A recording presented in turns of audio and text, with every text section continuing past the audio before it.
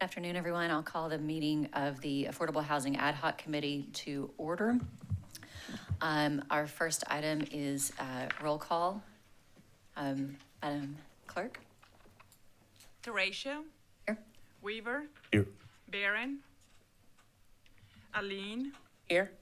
Mackey. Here. We have a quorum. Thank you. And Chair Mackey is joining us remotely because due to our rules. Thank you, Chair Mackey, for being here today. And I understand that Ms. Barron is still on her way. So thanks, everyone. That'll bring us to item 2, the election of the chair. Madam Chair, Yes. I do have a nomination. I'd like to make a motion that we re-elect our chairwoman, Allison Teratio. Second. Been moved and seconded. Any discussion? All right, hearing and seeing none, we'll take the vote. Teratio. Yes. Weaver. Yes. Aline. Yes. Mackey. Yes. Approved. Thank you, and thank you for the trust and support. That'll bring us to item 3, the approval of minutes from May 7th, 2024. Those are on pages 5 through 9 of our packet. Is there a motion regarding the minutes? Madam Chair, Yes. I move that we approve the minutes as published. Thank you. Second. Moved and seconded. Any further discussion? All right, hearing none, we will take the vote to approve the minutes. Teratio. Yes? Weaver. Yes. Aline. Yes. Mackey. Yes. Motion approved. That brings us to item 4, the adoption of the agenda. I'll look to staff. I see Mr. Brown may be preparing to speak. I'll recognize Mr. Brown. No requested changes, Madam Chair. Thank you. Anything from the body? Okay. Is there a motion to adopt the agenda? That we adopt the agenda. Second. Good. Moved and seconded. Welcome, Ms. Barron. I'll give you a moment to sit down. Great. And then we will take the vote to adopt the agenda. Teratio. Yes? Weaver. Yes. Barron. Yes. Aline. Yes. Mackey. Yes. Motion approved. Thank you. That brings us to number 5, our items for discussion or action. 5A is to direct the county administrator to create a request for qualifications to award up to $4 million for affordable housing, focusing on the priorities of down payment programs and giving priorities to teachers and first responders, buy-down programs, and rehabilitating existing units. Though that item can be found on pages 10 through 14 of our packet, and I will see if staff wants to give an update on that. Yes, ma'am, Madam Chair. If you would recognize ACA Jensen, he's been leading the charge on behalf of county administration in this area.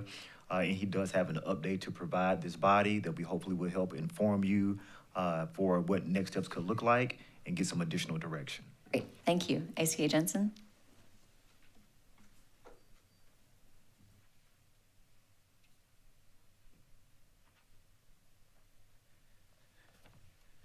Chair Teratio, if I might be recognized. Yes, please. Thank you. Committee, it's a pleasure to be with you today. Very briefly, the staff put out the RFQ as requested by the committee, and there were multiple forks or multiple in parts to the RFQ. Excuse me. And we only received 2 submittals in response to the RFQ. Ideally, we would have liked to have received 2 for each of the forks or prongs or ideas that the committee put forward, so that you would have the ability to choose and compare. And so, due to the low response, the procurement board has looked at it and had recommended that we bring it back to the committee to discuss and look at options.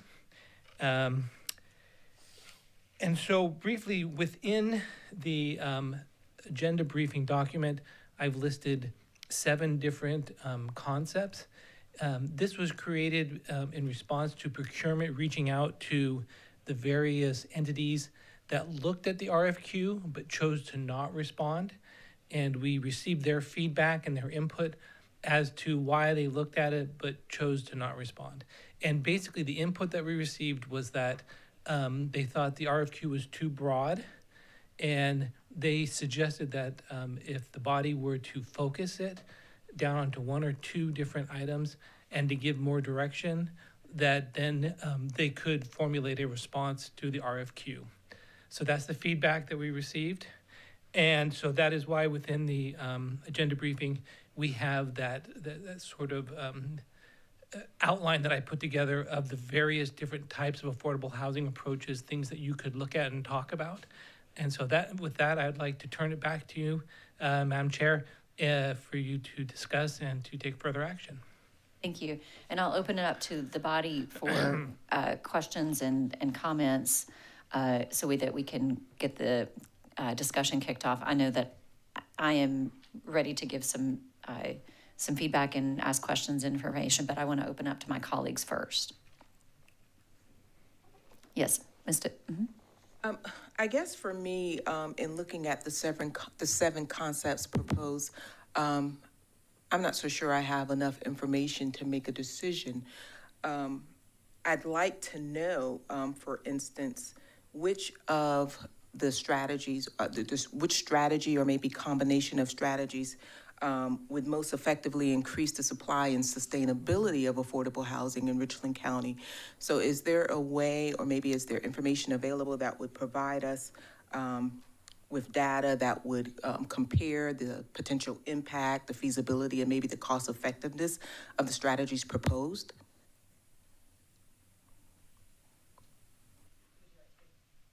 Would you like to respond? Thank you. Madam Chair, so very briefly, that would be a deeper dive, but the short answer is there is no quick way to increase the amount of affordable housing. It takes a while to construct, to put a project together. Typically, for example, a multifamily housing project of 50 to 200 units takes about 4 to 5 years from the moment someone has an idea until you actually start leasing out the units.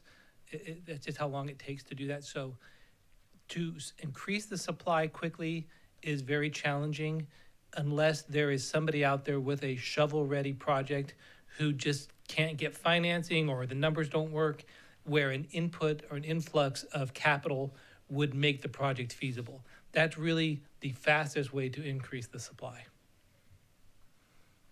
And can I follow up? Yes, please. Well, I thank you for that, Yes. Director Jensen. I guess also what I'm kind of trying to find out is let's take the lease buy down strategy, for instance.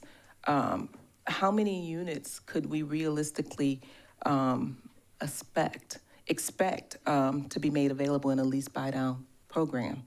The down payment assistance. Is there a way to ascertain how many renters are actually mortgage ready? And Madam Chair, if I may. Yes. Thank you.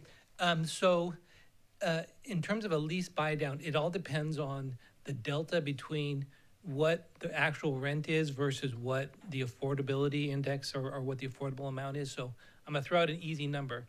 Let's just say that rents are $2,000 a month and affordability level is $1,500. So basically the delta, the difference between what's affordable and what the actual market is $500. So then effectively you could say, okay, that means for over a 12-month period, that's $6,000.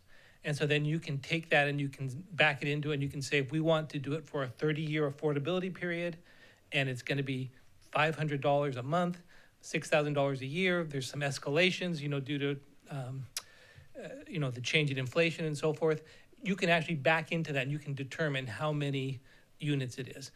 I will tell you in other jurisdictions where we've done this, you could probably get maybe 100 units buy down with $4 million. Again, it all depends on the market. Yes, Ms. Barron? Sorry. Did you want, Mr. Weaver? All right, Ms. Barron, so we'll go down the row. Okay. Thank you, Director, that's not your name. ACA Jensen, thank you for your report. I guess for me, I have just kind of been sitting with this whole concept even after we voted on moving forward. And so before I make my statement, remind us of the total amount of money that we are looking to award. Yes, ma'am. So there are currently about $4 million and these are general fund dollars, so they are not tied to any particular program strings. Okay, and so given that, $4 million seems like a lot of money, but when you're building homes and you're talking about down payment assistance, it's really not a lot of money to do, and these are all my thoughts, to do both. So when I think about this project, I want to ask this body, is there one, can we do one or the other versus trying to do both? I think that we may, our funds may go a little bit further, and we may be able to stretch, and to be able to, our impact would be greater if we just say we focus all of our energy on down payment assistance programs, or if we take the total of $4 million and focus on the lease buy down program, because at the end of the day, we're talking about awarding an entity to do this work for us and putting a structure in place by which, of course, the county, we don't do that. So we are lending their expertise while at the same time they are already doing this. And when we think about it, right now I'm in the process, in full transparency, of purchasing a new home. Well, in purchasing a new home, we already know that the down payment can range anywhere from 10 to 20% of the total cost of a home. So if we are being true to wanting to help people, and we divide it into $2 million and say $2 million, and let's just say, we have 10 people that need, $20,000, although we've done a great thing to impact and to, to really to put forth an effort. And I see our friends for More Justice in the room. They've been pushing for this from the first day I came on council. And so when we look at that, is that the impact? For me, I want us to get our greatest impact. And so I'm okay with going back to the drawing board and saying, hey, instead of one pot, having two pots of money, let's look at one pot, and then putting some structure in place to say, we may not be able to fund your whole $20,000 down payment, but here is a structure, and this is where I guess the applicant would come into play. They would tell us, okay, with this structure, then we can award up to $10,000 if an individual meets this criteria. So I'm not surprised that we didn't get a lot of hits on this, because we're asking for a lot. But I still stand by that. I want us to move this $4 million and put it back into our community. And so I would like to, as we have further conversation and hear from everyone, to really consider restructuring our request and perhaps looking at a different way to get these funds out in the community. Thank you. I'll recognize Mr. Weaver, but first I want to just say thank you to Mr. Livingston for joining us in person. And I know that Ms. Newton has joined us by Zoom. And then after Mr. Weaver, I'll recognize Ms. Mackey Chair Mackey for comments and questions. Thank you. Thank you, Madam Chair. Mr. Jensen, I'd like the 7 proposals here, but I think, honestly, reading through them, I think they're too focused on developers. And as a developer myself, I can tell you, your project's already planned for it comes out of the ground. You already have financing and what have you. So for us to approach a developer, you're right, it would be starting from ground zero, and you're right, 4 or 5 years. I think that's too long. I think we need to get this money on the street sooner than that. What I would favor is, as I said in the minutes from the earlier meetings, rental assistance. My experience with COVID, the feds actually did it pretty well. They got assistance directly to landlords for existing tenants that were already in units that were in fear of losing their jobs or had lost their job because of COVID. And I can tell you from having personally received funds myself, it kept a lot of tenants in units that otherwise would have had to move. So I think what would be faster and easier and get this money on the street is to approach landlords that have vacant units and say, hey, we're willing to help you subsidize the rent, to tenants that qualify to keep these folks in properties. That could be done in 60 days. So I think the next time this committee meets, we need to see options for that. And I'm sure there'd be some willing landlords out there that have vacant properties that would be willing to participate. Thank you, Madam Chair. Thank you, and I'll recognize Chair Mackey. Thank you.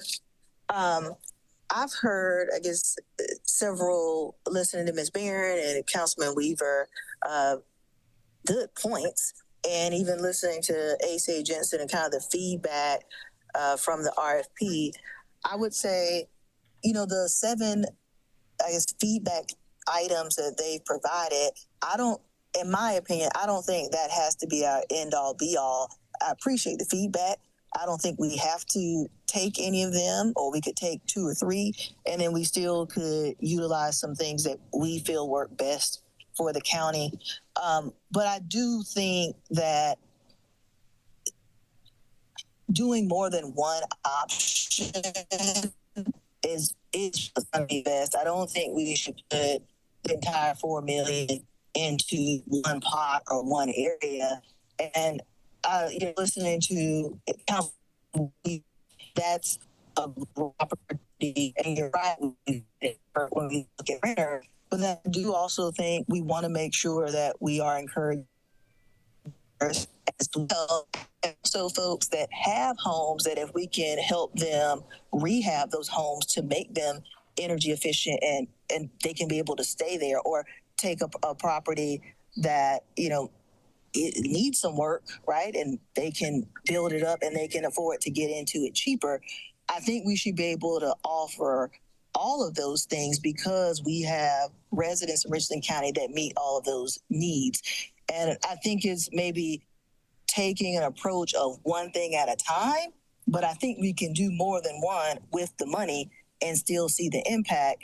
And, even with the developers, I've talked with some developers that I think it may not necessarily be money, but it may be policies or incentive packages that we can look at that don't touch this $4 million, but that can encourage and help them grow as well. 4 to 5 years is a long time, but with the growth that we're going to see from Scout Motors coming with jobs and other industry moving to the county, 4 to 5 years is still very real for the amount of housing that we will need. And so I think we do have to look at now, but then also planning for the next 5 years and 10 years. So I would like to see, maybe a phased approach where we say, okay, right now we look at maybe putting $500,000 into a certain area, and we continue to talk about, well, what is phase 2? Do we want phase 2, to be looking at the renters piece? We've started a little bit with down payment assistance, and this is separate from this fund. But when we looked at the accommodations fund, we have started down payment assistance for those county employees. That we do need to figure out the criteria around that, and I think that's something we can continue to do and look at leasing. But I think we have some good ways or good ideas that we can get started on now and then continue to move forward with. Thank you, Chair Horatio. Thank you. I will say that I agree that, while $4 million can't probably buy what it used to in terms of rent or down payments or building anything, what I hope is that certainly this is not the end of our work when it comes to affordable housing, that I have a vision that this body will consider housing and affordability and quality of life going forward beyond this $4 million. And I also agree with Chair Mackey that I'd like to see, while maybe not 7 options, but a narrowing and a focusing toward 2 or 3 things that we think we can really make an impact in. I hear from the body that Ms. Aileen and, really wants to make his impact, and Mr. Weaver wants to make that impact as quickly as possible, and that maybe we need to think about a couple of different, buckets, $2 million to this, $2 million for that, however that breaks down. I also want to recognize and thank Ms. Little for coming in today. So thank you for joining us in person. I know a lot of us care a lot about this issue, and we hear from lots of folks about it. And I see the folks in the audience today who care a lot about this issue. Just want to open it up and see if our non-committee members wanted to ask or make any statements. I don't want to put you in the spot, but I want to open it up.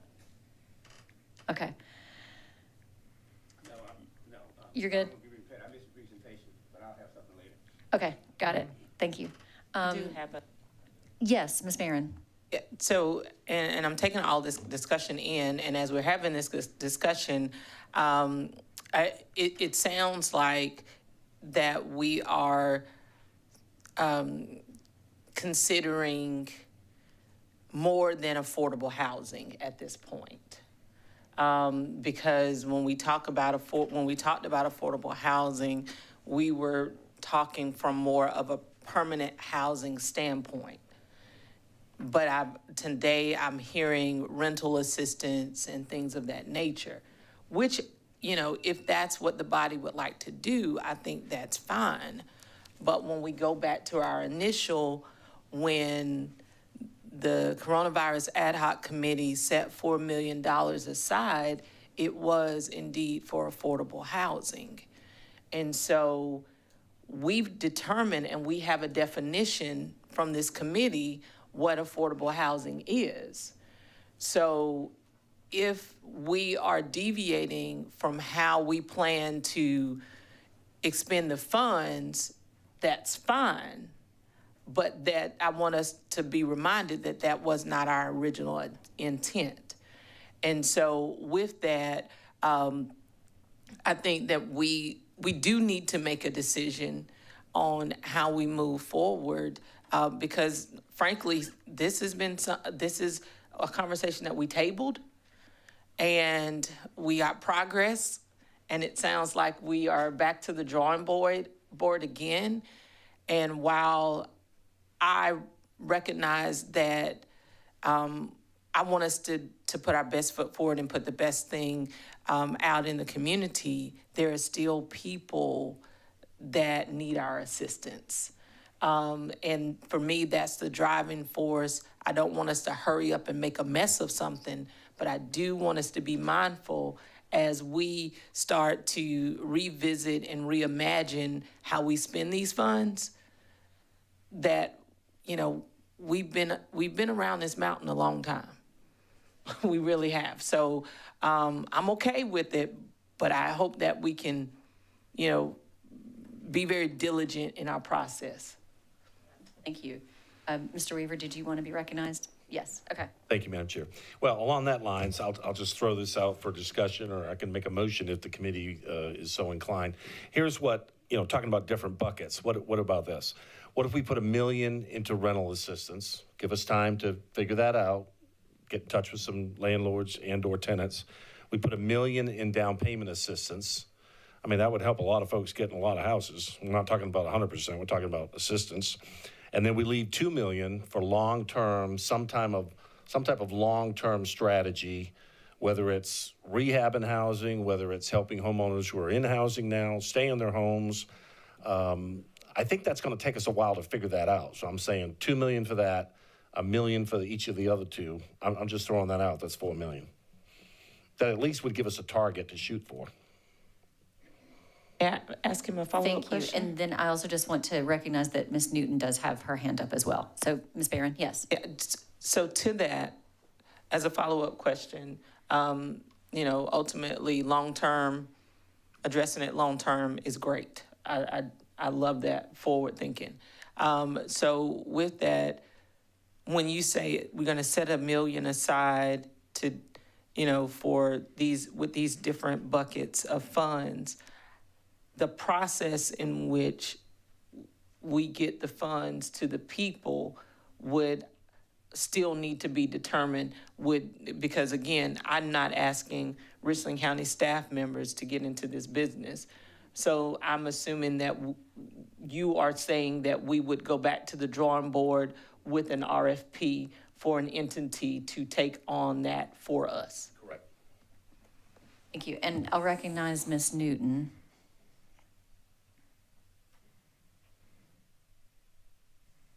Thank you, Madam Chair. Can you hear me? Yes, we can hear you. Thank you. Thank you, and thank you for this discussion. And so I would like to just say yes and to a lot of the things that I've heard today, and then also ask for additional information. So in terms of the yes and, I do think that while this conversation is about what we do with the $4 million, it's also true that, as Ms. Mackey said, there are a lot of ways that we can address affordable housing, including policies, including zoning. There's a lot of things that we can do that take part in a comprehensive picture. And so this funding is part of the county's commitment to affordable housing and that comprehensive picture. And so I think that that's just important to keep in mind, that even apart from this, there's a lot of good work that we can do. And I know that there's differing opinions that have been heard in this committee. From my perspective, because we are looking at a comprehensive approach to affordable housing, I know we've been using the term buckets. I personally would love it if we could focus on a bucket with these funds because of two things. One, as was noted, $4 million in the affordable housing market does have a set value that's not necessarily as much as we want, and we could compound our impact if we focused on an area. And secondly, for me, one of the key words that we've talked about is that long term.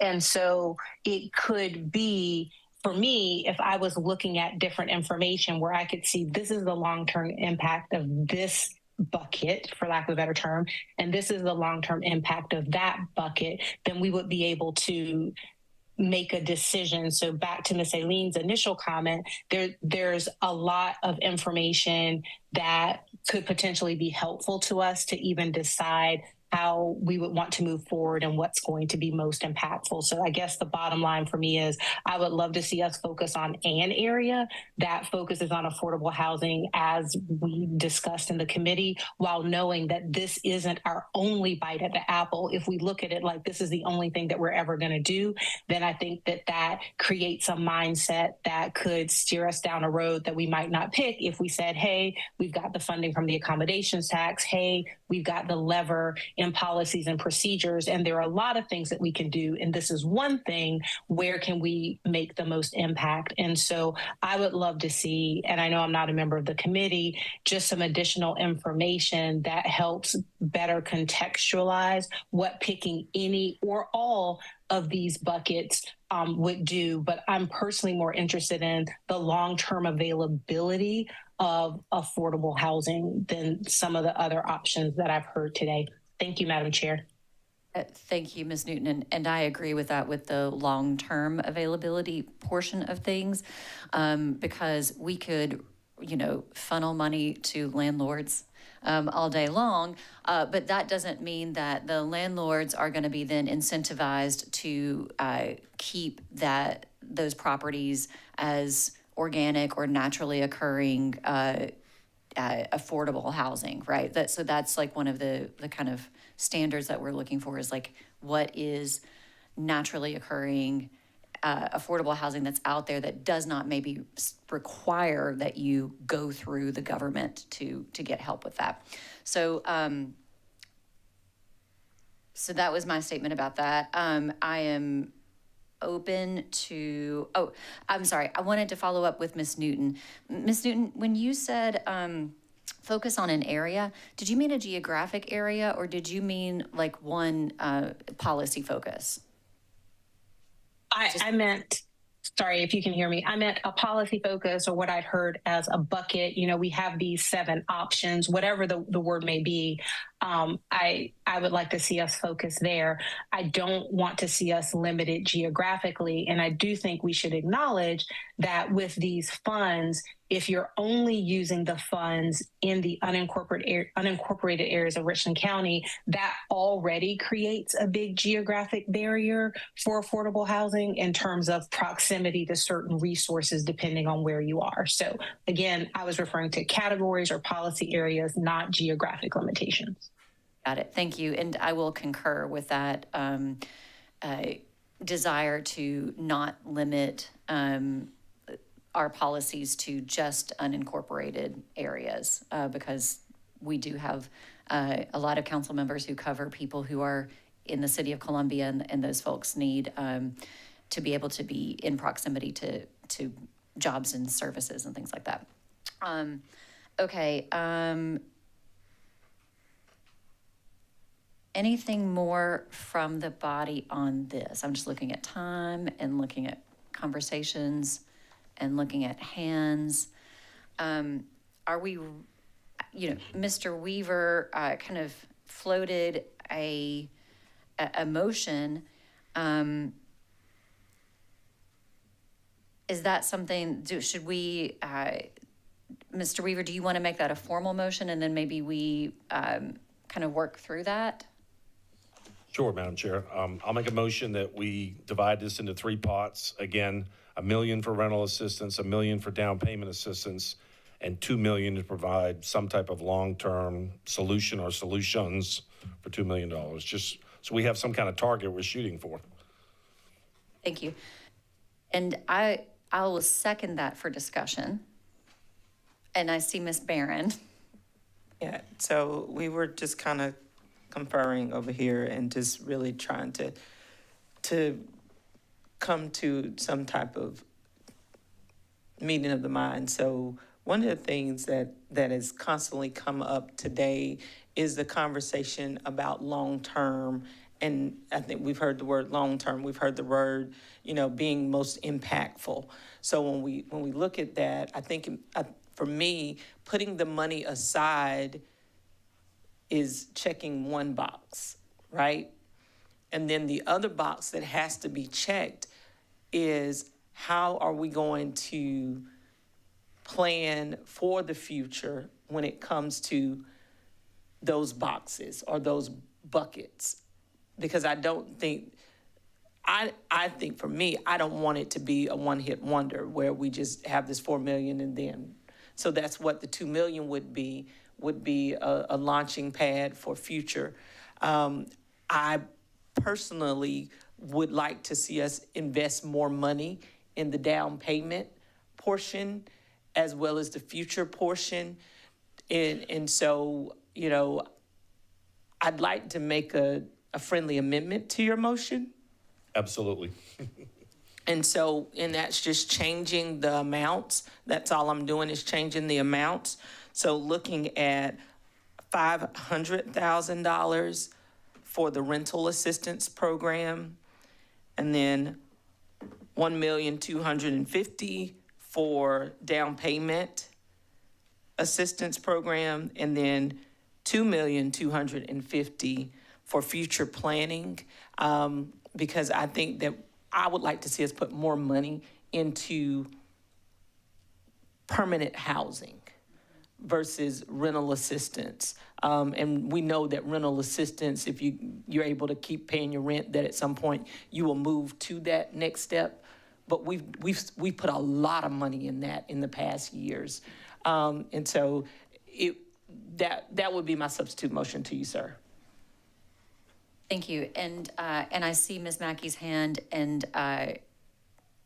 I guess I will, do you accept that friendly amendment? I guess I let's do, start. Madam Chair. Okay, thanks. And I guess I have to accept it too as the seconder of the motion. So I will accept that friendly amendment as it pertains to the amounts.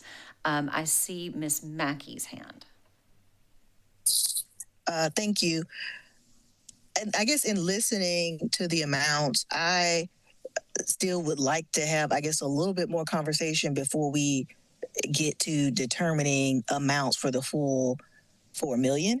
I think starting out with an amount for one category is fine, but I feel like I need a little bit more data and information and planning to really talk about especially with the rental assistance and what we're doing with down payment assistance. And so I'm not opposed to break up the amounts, but to make it all in one motion right now, I don't feel like there's enough data, nor do I feel like it's enough information really being shared again with staff to adequately get an outside party to be able to come in and move forward.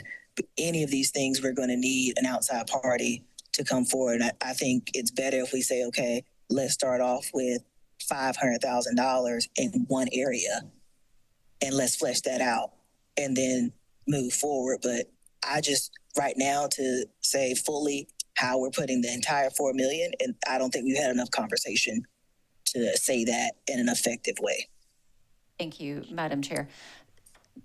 Just to see if I'm understanding you correctly, it feels like what you're saying is that you're interested in maybe taking one bite of the apple and then, trying to deploy some funds quickly, because I think that feels like the will of the body, and then making decisions about the next hunk of funding as we are able to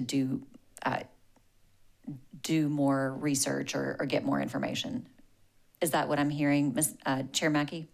Yes, that's what you're hearing. I'm just trying not to go down the same road we went before with this RFP and a bunch of, an RFP that wasn't clear. So I would rather take one and really us all be on the same page of what does that look like? Because even with down payment assistance, there's parameter that needs to be set. We need to really think about who is it that we're trying to help. And, the conversation about, landlords, right? I think if they are going to be a part of receiving this down payment assistance, there needs to be some type of guarantee. There needs to be a program that states this is how they qualify for this so that they're not, on the path of continuing to raise rents and folks continue to be in the same situation. So I think it's starting out with one piece, fleshing that out so there's clarity for staff and the outside person who'd be interested in responding. Thank you for that. It feels like we should maybe, ACA Jensen, would you like to respond to especially the rental assistance portion of it, and maybe any information you could provide about what kind of parameters we could have for landlords who would want to participate in a program like this? Sure. Thank you, Madam Chair. I think, let me share first of all what I'm hearing from the committee today. I'm hearing a concern about focus, and I'm hearing concern about getting units or getting the money out quickly. And I'm also hearing concern about helping a lot of people. But then at the same time, I'm hearing concern about down payment programs. And I will share just really quickly, down payment programs generally help the fewest number of people. That's just how it works. Rental assistance generally helps the most people because you're spreading the money thinner and over a longer period of time. But I hear all of what you're saying, and what I can do for you between now and your next meeting, if you'd like, I can take a couple of, if you wanted to pick 1 or 2 or 3 of these topics, I can go and I can expand on them.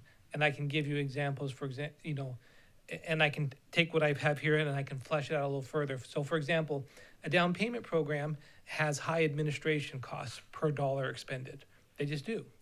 And because you have to monitor it for a long period of time, you have to put restrictions on the title, you have to monitor that title, you have to see who's living in the home to make sure they haven't left and they're renting it out and they're doing, so those are the kinds of things that I didn't put in this because there just wasn't enough time and it would be too cumbersome for you to discuss. But if you were to pick 1, 2, or 3 topics, I could then give you some literature and I could expand on, then you could talk amongst yourselves and decide, do you want to focus on that? And if you do, this is how you want to do it.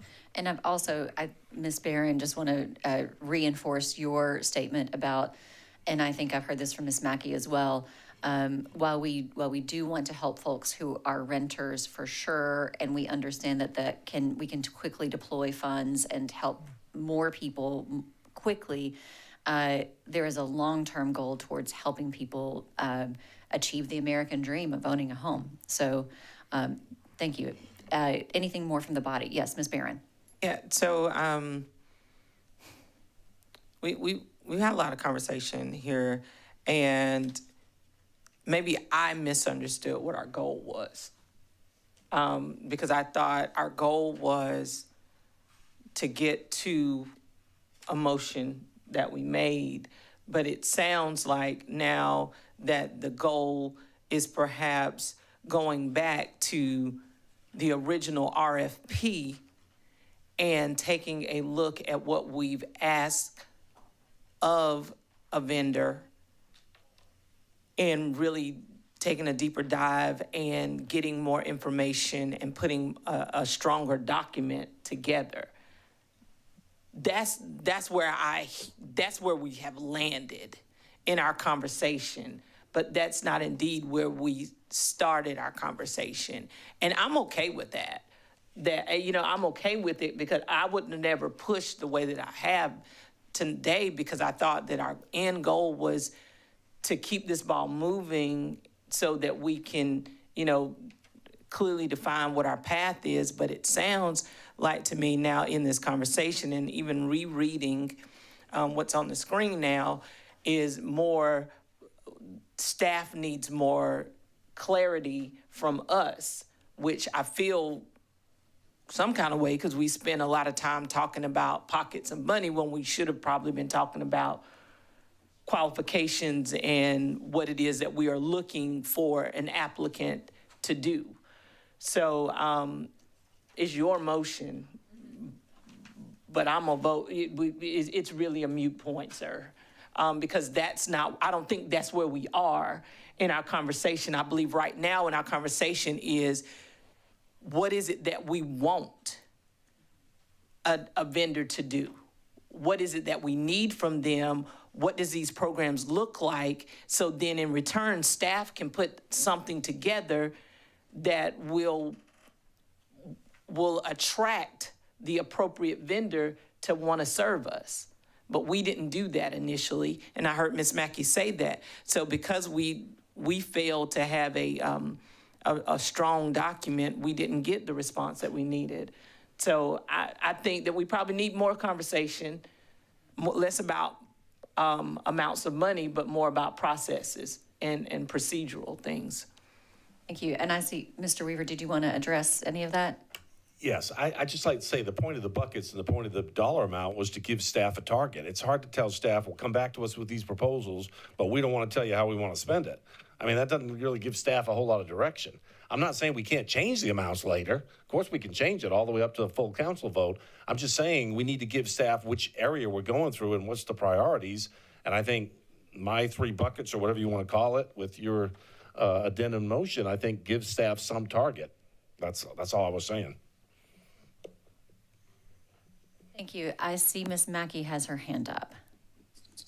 Thank you. And Councilman Weaver, I don't disagree with that statement. I think that is true. For me, I'm speaking for my comfortability.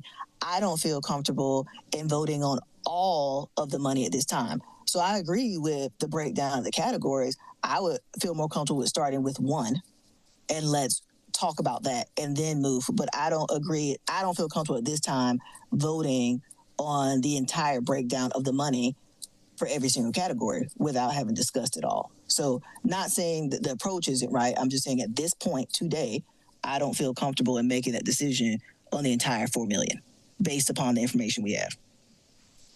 Yeah, I'm seeing some head nods.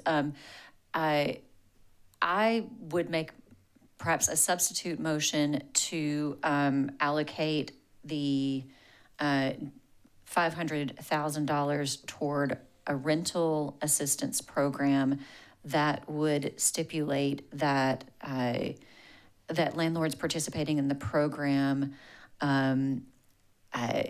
adhere to guidance about keeping their properties affordable at an affordable level.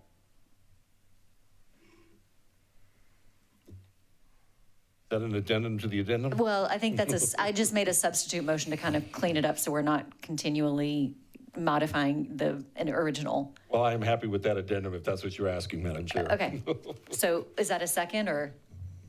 Sure, I'll second it. Okay, great. I'm sorry, Mr. Brown wanted to be recognized. I don't want to mess up anyone. Okay. I just want to remind you, there are folks who may not be aware that during the time of the pandemic, that this county, and I can't give you the exact amount right now, I can go back and find it, but it was thousands of Richland County residents and over $20 million in rental assistance through two programs, ERAP 1 and ERAP 2. Now, I know I got probably a lot of staff members saying, Mr. Brown, do you remember what it took to run that program? We had a third-party provider, plus staff, plus part-time after the program, and we're still actually doing treasury reports right now, if I'm not mistaken. Is that correct, Mr. Jensen? Yes, sir.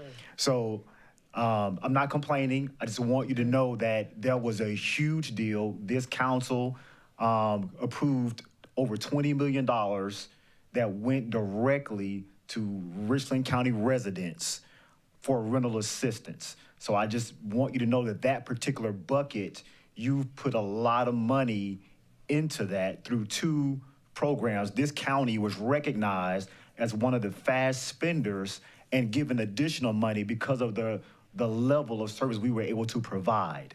So you hit that out of the park. That was a huge program. It's still actually, I think when the pandemic ended, we're still doing reporting today. ERAP 1, what they found out was it did not have stipulations for landlords. ERAP 2 lightened those up because of the issue that people were still getting evicted. But it did also have a priority list. So we have the documentation how there was a priority between, I think it was like 1 to 8, dealing with LMI, 30%, 50%, 80%. So we kind of have that. I just wanted you to know that we ran a huge rental assistance program, and this council gave out tens of millions of dollars for rental assistance. And I don't know how you feel about that because I don't know how many people now actually own homes as a result of being in that rental program. So just, again, didn't want to take you from any different direction. I just wanted you to know that there was a program that you did do substantially for over 2 years. Thank you. And just for the good of anybody here or who's watching, LMI is low and moderate income, and so that's the average. So if someone is at 30% of the average, I guess that's what what we're talking about. Okay. So yes, Mr. Livingston, I saw you first. And carry a motion. Well, just- there's a motion and a second. I wasn't speaking to the motion. I just wanted to make just a general comment about. Yes, that's fine. That's fine. Our concern initially, well, first of all, I do not know what our kind of need is when it comes to rental assistance. I have no idea the total cost and what it's going to take to do the down payment in terms of what it's going to cost us half the money just to manage the program. I don't know whether we're talking about unhoused folks, which in my opinion is different from affordable housing. What I was hoping, what I was thinking we would do with the money is just simply figure out a way to get it to somebody who's in this business and know how to do it, and tell us what they're going to do, and let us buy out on it and move on, instead of us trying to get into it and decide and so forth. Because they have all this information that I'm talking about. They could tell us, here's the best way to spend your money based on our practice and experience, and we've done this for 100 years or whatever. It's kind of what I was looking for. ACA Jensen, do you want to speak to that? I think Mr. Livingston came in after maybe the initial statement about the broadness of things. Yeah. So just very briefly, the county received 2 responses to the original RFQ. And the feedback we got from those who didn't respond, but who looked at it and investigated, was that it was too broad and that they didn't know what we were looking for. And I understand, Councilman Livingston, exactly what you're saying is, as government, we're not experts in the housing field, with the exception of a few housing authorities that are. And so we rely upon those who are experts in that field to get that kind of feedback. At this point, I don't think we have in our market, I'm not seeing the folks who do this that you would see in a larger urban area who could give us that feedback. At least not at this point, I'm not. There may be folks out there, and we could try again to do what we call an RFI, which is a broader approach where we do exactly like you said, Councilman Livingston, where we literally say to the community, give us your ideas and show us your interest, and then that would be the largest net you could throw, and we would get all kinds of ideas, and then we would have to look at them and come back, talk about them, decide, is one of those what we're interested in? That would take a long period of time to do, just to help you understand. I mean, to that, if we do that, I still would like to figure out a way to take care of some of the low-hanging fruits now. Right. Mr. Livingston, I think that even as you were coming in, we were talking about having things, we wanted to make an impact pretty quickly. We're thinking about how many people we can help early. So it feels like there needs to be a multi-pronged approach to this. Madam Chair, Yes. I think this might be my last statement, and that is, I know you made a motion about rental assistance, but as I'm, really taking all this in, we have a project that we've already voted on that is down payment assistance for Richland County employees already. If indeed it is the will of the body to get the funds out and handle some low-hanging fruit, we already started pushing that ball down the street. It would seem to me that we could then be able to check this one box by adding additional funds to what we already have in place, because that project is already moving. I know it's not done and there's still structure and things that need to be in place, but it's a win-win for this community or this committee, saying that we're investing additional dollars in a project that we've already set aside. So now, instead of that smaller pot of money that we had, we can add maybe $500,000 over there to service more Richland County staff members, which then in return will give us more time to have some fruitful conversation about what it is that we want from a futuristic standpoint in addressing affordable housing. Thank you, Ms. Barron. So there is a motion on the floor. Madam Chair. Yes, Ms. Newton. Sorry, I'm having issues with Zoom. I'm trying to let the clerk know when I'd like to raise my hand. If I could just make a quick comment, and I'm not on the committee. I've heard the motions and heard the discussions, and it seems to me, I understand that everyone wants to move quickly and put funds out into the community. And I also understand that there seems like there's more data that people want or more information. And so I guess I'm just wondering, why do you have to allocate $500,000 today? Can we not get some of that data back? And will we not be able to equally address low-hanging fruit in 1 week with additional information, whether it's from some of the vendors who wanted more details, or whether it's somebody providing us information on what areas are going to have the greatest impact?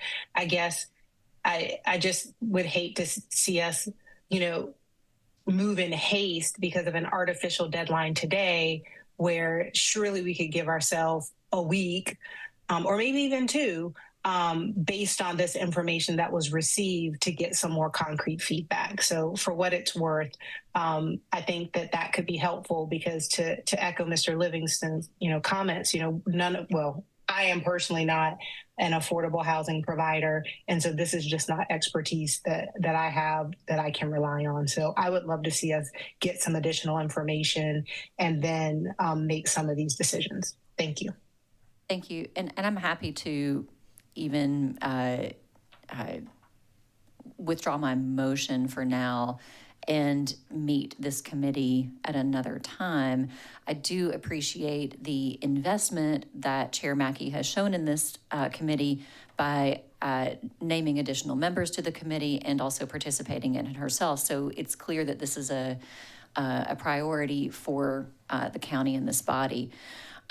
So I will officially withdraw my motion for the rental assistance portion, which I guess would take us technically back to the original motion that Mr. Weaver made.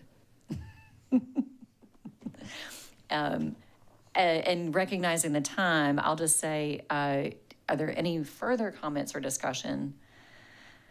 And if not, yes, Mr. Madam Chair, Weaver? So just to be clear, so I made a motion, Ms. Barron modified the motion. You're withdrawing do we still have a motion on the floor? Have the version that Ms. Barron suggested. Okay, because I'd like to ask, let's try to move the ball forward today. Let's at least vote on that motion to see where we're at. Can we do that? Well, we got to do something with that motion.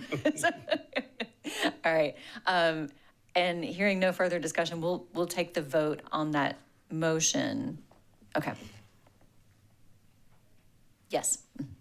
Teratio, No. Weaver, Yes. Barron, No. Aline, No. Mackey. No. Motion fails. Okay. Thanks, everybody, for your work on that one. I don't think we have anything else on the agenda. Is that correct? I've lost track of where my paper is. Oh, man. Was that the last item? Okay. I feel like even though we did not move anything forward, we did have a fruitful discussion. Item 6 on the agenda is adjournment. Move to adjourn. Second. Teratio, Yes? Weaver, Yes. Barron, Yes. Aline, Yes. Mackey. Yes. Motion approved. Thanks, everybody, and I will work with this committee to schedule our next meeting.